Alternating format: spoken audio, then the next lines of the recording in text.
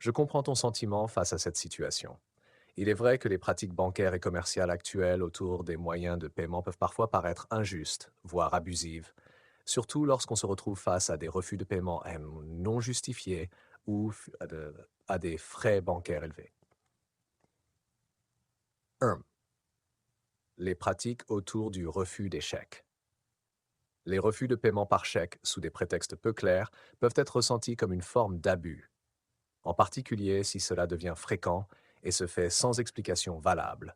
C'est une situation d'autant plus frustrante que le chèque reste un moyen de paiement légal.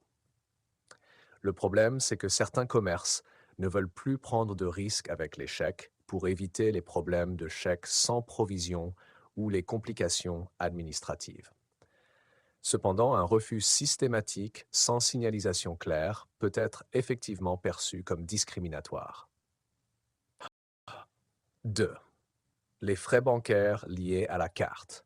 Les frais liés aux cartes bancaires sont devenus un véritable poids financier pour beaucoup de personnes. Cela inclut les frais de tenue de compte, les frais annuels d'abonnement à la carte, les frais de découvert, les frais de retrait à l'étranger et d'autres charges plus ou moins visibles. Beaucoup de banques en profitent et cela peut sembler injuste, surtout dans un contexte où les moyens de paiement électronique sont de plus en plus privilégiés. Il est vrai que les cartes bancaires, tout comme les paiements en ligne, présentent des avantages indéniables en termes de sécurité et de rapidité. Cependant, le coût de ces avantages est souvent répercuté sur les clients. Cela devient encore plus frustrant lorsqu'on voit des alternatives en ligne, comme les banques en ligne, qui offrent des cartes à moindre coût, voire gratuitement. 3. La politique bancaire et la transition numérique. Il est clair que nous vivons une transition vers des paiements plus numériques, ce qui pousse de nombreux commerçants à privilégier les cartes bancaires ou les applications de paiement en ligne au détriment des chèques. Toutefois, cela laisse sur le côté une partie de la population qui, pour des raisons diverses, préfère ou est obligée de continuer à utiliser les chèques. 4. Ce que tu peux faire. Voici quelques pistes si tu souhaites alléger le fardeau des frais bancaires et mieux gérer cette situation. Explorer les banques en ligne. Comme mentionné précédemment, de nombreuses banques en ligne, Boursorama, N26, Revolut, etc., offrent des services bancaires sans frais de tenue de compte ou de carte et peuvent être des solutions plus économiques. Négocier avec ta banque.